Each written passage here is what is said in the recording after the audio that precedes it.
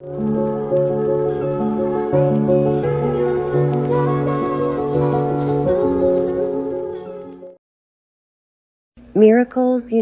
are those extraordinary happenings that seem to defy the usual rules of nature. They occupy a fascinating space in our lives, often linked to divine help, spiritual growth, or just plain inexplicable phenomena. Think of the times when someone mysteriously heals from a serious illness, gets through an impossible situation, or experiences a sudden and wonderful shift in life. Those moments that feel just too perfect to be mere coincidence. Greetings and namaste to everyone watching. I thank you with all of my heart and all of my soul for being here. It means so very much to me, as I know that we live in a world where tomorrow is not promised and every day is precious, and that means that everyone we encounter in our everyday is precious as well too. But I wanted to be able to do this video. It was a special request that was made by a dear friend of mine from Canada. His name is Chris. And it's a wonderful question that I believe a lot of people share. And it was, why do some miracles work and some don't? And why do some work for certain people and not work for others? And it's a very good question that I would like to answer, because I want people to believe in the miracles in their lives. Well, firstly, miracles can be perceived, in big or small, but most people believe a miracle to be the result of manifesting something specifically that they need, want, or are asking for. For an example, saying, I need $1 million to fix all my problems, and they're waiting, and it doesn't happen, and time goes by and life's getting worse, and they think, why isn't God listening to me? I need that money. I can't make my life better this way. He doesn't care. And then they may ask for something else and say, well, Lord, if I can't have $1 million, can you help me get a better job? And then they wait and nothing happens. Well, firstly, a year might go by and suddenly they find themselves, struggling with this job, struggling financially. And then the following year, those thoughts kind of fall back to the subconscious mind, and they go through all those trials and hardships, and they're lacking awareness of so many other things going on around them universally in a spiritual sense. And then they get fired from their job. And they're saying to themselves, wow, could life get any more worse? Well, how did they know that getting fired wasn't the part of the miracle? If they're unhappy with their job, or they feel uneasy at the job, or they're always worried about losing that particular job, then that's telling them deep down inside that maybe that's not the job for them, and perhaps staying at that job is what's holding them back from doing better, from getting more financially stable. And so instead of seeing that as part of the miracle, the human tendency to look at things negatively and not go to that higher self-awareness of questioning things in that balanced state of duality, they get upset. They think life's just getting worse. God's given up on them. There's no miracle for them. But really, there are always higher things at work going on in their lives. Like I said, getting fired from that job may have been part of that miracle, because worrying about that job all the time, clinging to that job, could be the very thing that was holding them back from finding something better to begin with, to find joy and find something that would provide greater opportunity.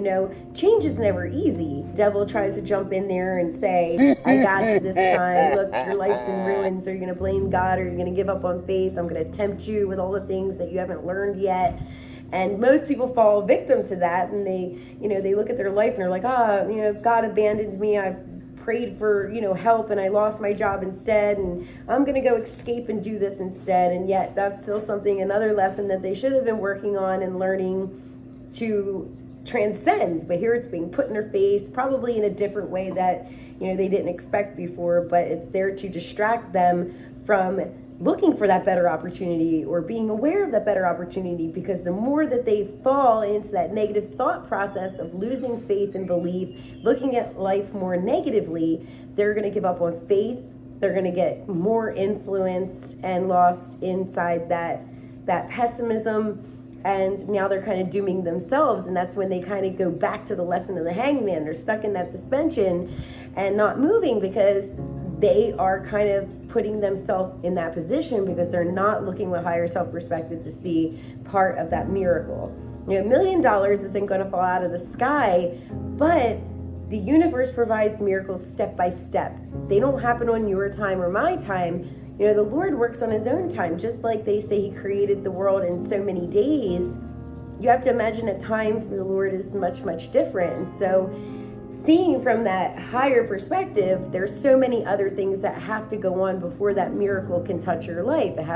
God is not physical, and so he has to work through the angels, through your guides, through situations that are physical around you to get those wheels moving in your life, to get you into a position where they can find that perfect spot to inject that miracle that you need and get you into the proper place and position in your life. But again, most people will see these moments of catastrophe, instead of saying, oh, this must be a lesson trying to teach me something, I acknowledge that I need to do something different or change it. Or instead of saying, well, this might be bad, but it could lead to something better, they don't see that they have the power to change the future with a different way of thinking. So I want to go into this subject a little further with you. I'm going to give you a little bit of a visual video to follow along with what I'm saying here today to teach you about this a little bit more. But just keep in mind that you do have the ability to accept miracles and change things in your life by looking at things with higher self perspective. Once you start doubting, once you want something to happen in your life and you ask for help and you ask for a miracle, you ask for a blessing or a healing, anything that has to do with faith, and you doubt it a little bit, or you even allow that negativity to poison your mind, like attracts like, you're going to attract the result of negativity and chaos back to you. But that doesn't mean it has to stay that way. If you look with higher self perspective, you can change that around by saying, well, maybe this chaos or negativity is happening for a greater purpose or reason. When you come to acceptance, when you have belief, when you have faith in your heart, now you have just changed your chances, and it's going to end up reflecting positivity back to you instead of negativity. And now the heavens have that room, have that ability. They have that energy. They're using you with more positivity as a positivity magnet to actually get your miracle, your healing to you. But once you start doubting, you are closing yourself off to faith. Negativity sets in. Negativity is like a poison, and there won't be any room for things positive to happen. And even if they do, because of your own mindset, you may not see those negative things that are happening to kind of get those balls rolling for change. Because like I said, person may want better financial situation, but they're not willing to let go of the job that's holding them back. They get fired, they think it's awful, but they needed to get fired or they would have never left the job themselves, because out of fear. So fears, anxiety, doubt, negative thinking hold people back from receiving miracles or receiving even spell work, receiving healings. But it doesn't mean that God's not still at work. Once these things that provoke change in your life, even in a chaotic or unstable way, it's trying to say, hey, if you weren't going to do it yourself, God will do it for you. And you have to have trust in that process. I've had so many negative things that have happened to me in my life, but I didn't stop and say, well, why am I being cursed, or why doesn't God love me anymore?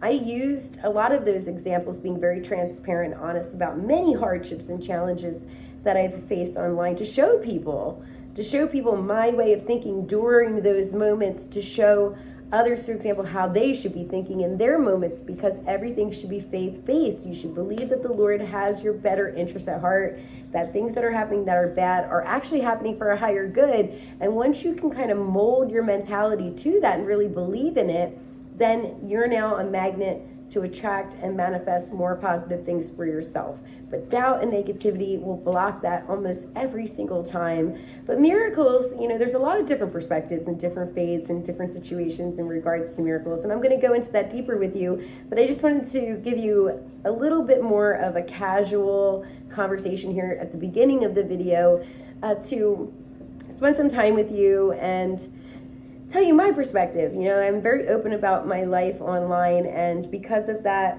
I do it just to be an example of the right way of thinking and the right way of trying to process those situations, rather than being like, oh, everything in the world happens to me and, you know, I'm cursed, or, you know, my life's falling apart. You know, it's like this happened, but wow, you know, this is why. And to teach people that, because your thought, your mental process, your perspective in terms of higher self and God helping you, faith and miracles is everything. It is. And if you're trying to receive all those beautiful miracles and blessings in your life, but you have that negative mindset and a lack of faith, a little bit of doubt, then the energy, especially in terms of spells or healings, it's not going to hit you. It might bounce off to others who have a more positive mindset instead, because like attracts like. So they're getting a little bit of that energy instead of you, because you're having negativity and doubt, and the people that you're closest to in your space might have a little more positivity than you do to receive what was intended for you. So they're getting some of the blessings and you're not, and you're blocking it from yourself because of your own mindset. So it all comes down to perspective. It really does. And how you need to balance duality, not always see everything in a negative way. You know, take it from my blogs, take it from my experiences. There's a higher way to look at things and to see how change is being pushed into your life to make room for what you really want. And it's not going to be like a new job landing in your lap.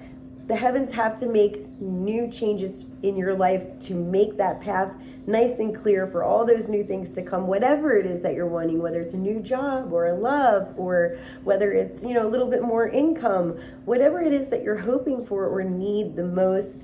It has to be put into your life where there's room. And if you have a lot of clutter and a lot of fears and a lot of anxieties and doubts there, and you're not willing to allow room for that change, it's not going to happen, you know. But let's understand miracles a little bit more deeply through the video. Different faiths and philosophies have their own takes on miracles. For instance, Christians might point to the moment Jesus turned water into wine, while others, looking from a secular angle, might see a miracle as a remarkable stroke of luck, like a last-minute job offer that saves someone from financial disaster. So, why don't miracles happen for everyone? It's a bit of a puzzle, shaped by beliefs, situations, and how we perceive things. Many traditions suggest that having faith is a key ingredient for miracles. In settings like Christianity or Islam, they often depend on trust in a higher power. If someone's feeling skeptical, they might miss out on seeing an event as miraculous, or feel closed off to experiencing one. For example, a skeptic might chalk up a sudden recovery to good medical practices rather than divine intervention. On the flip side, strong belief can really enhance our perception of miracles, making even small coincidences feel like something special. What one person sees as a miracle, another might view as a simple coincidence or some scientific explanation at work. For example, a cancer patient who goes into remission after prayer might see it as a miracle, while their doctor might just see it as a statistical anomaly. Our cultural backgrounds and personal experiences shape how we interpret reality. Someone waiting for a dramatic supernatural event might overlook the subtler miracles happening around them. Miracles often pop up in moments of crisis or need, but not everyone's life circumstances align with those clear moments of resolution. If someone's hoping for a cure, they might feel disappointed when their chronic or terminal condition persists. Not because a miracle isn't possible, but because biology can be stubborn. Just because one person doesn't get a miracle doesn't mean it's denied.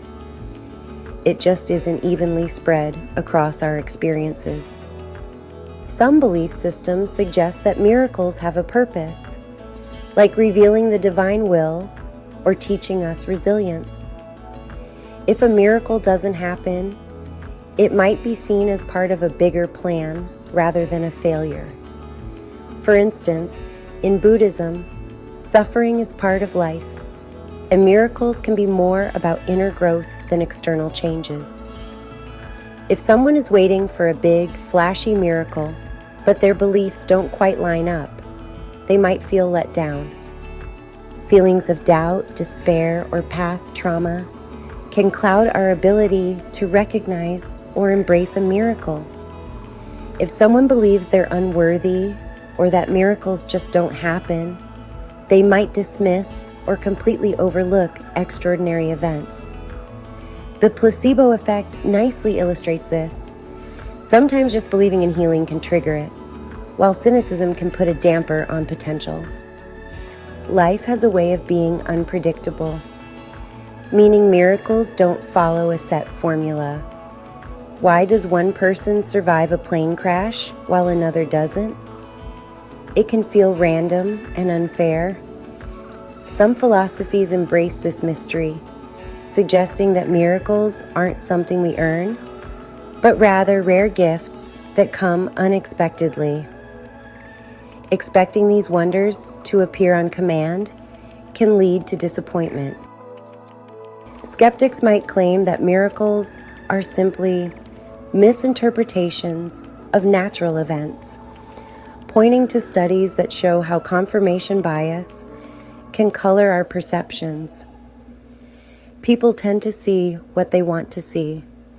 On the flip side, believers may argue that miracles go beyond what can be measured, citing countless personal accounts of remarkable healings or rescues. Both perspectives have their points, but just because someone doesn't experience a miracle doesn't disprove their existence. Instead, it highlights the uneven and often mysterious nature of our human journey. I want to highlight this discussion on miracles by presenting an example from my own work. I encounter dozens of individuals daily who request some form of miracle. I've found that about 74% of these miracles have been successful, which means there's still a 26% that didn't manifest. What causes these miracles to not succeed? What's truly happening? And what is the truth behind miracles? Honestly, I don't doubt my abilities, especially given the many times I've witnessed miracles unfold before my eyes. However, my friend can't help but wonder about that smaller percentage that didn't come to fruition. In Matthew chapter 9, verse 28, the scripture reveals what is essential for receiving light through the example of a blind man who sought help. And when he was come into the house, the blind men came to him, and Jesus saith unto them, Believe ye that I am able to do this? They said unto him, Yea, Lord. Then touched he their eyes, saying, According to your faith be it unto you. This passage speaks to someone living their life in a state of blindness, solely focused on the physical aspects of their issues, lacking a connection to the spiritual side of existence. The man wanted to be fixed and receive a miracle, and essentially, Yeshua expressed that until the man acknowledged his blindness, he wouldn't be able to receive miracles for his health issues. This implies that he needed to have faith and understand that what he was asking for was indeed possible, opening himself to the miraculous beyond the physical realm. Humans can be quite closed-minded, often fixating on just one perspective. This narrow viewpoint can lead them to seek the result of miracles in the wrong way. There are actually many factors that contribute to the realization of a miracle, not just the simple acknowledgement that a miracle was given, followed by returning to everyday life. The surface mind may, sure, recognize that a miracle was sent, but this surface awareness may lack the deeper roots or foundation necessary for success, which can, honestly, prevent the miracle from manifesting fully. For a miracle to occur, the person in need must absolutely believe and understand that they are not merely physical, they are also composed of energy. If you think about it, illness, negative emotions, and unhelpful thoughts tend to affect people more than positive energy does. This is because negative energy infiltrates the subconscious self. Taking root in the background of the mind, it then travels through the unconscious. The subconscious holds truths about you that contribute to your surface identity. Yet, well, many of these truths remain hidden, stored away. Even if they are dormant, they still influence who you are. To facilitate a miracle, all aspects of the self must acknowledge it, really embodying belief and a strong will for it to manifest. When a thought arises from the subconscious, it migrates to the unconscious and ultimately reaches the surface mind. It's essential that all these layers of consciousness work together. This unity supports a person's complete functioning in this world. When a miracle begins at this deeper level, the will of the self aligns perfectly with their request. I hope that you enjoy it, and thank you for allowing me to talk to you, in this very casual tone here today. I hope you know that you're loved, and I hope that you know that I appreciate you for watching, and I hope that I've been able to teach you a great deal in your life about God and faith. Here's my video about miracles.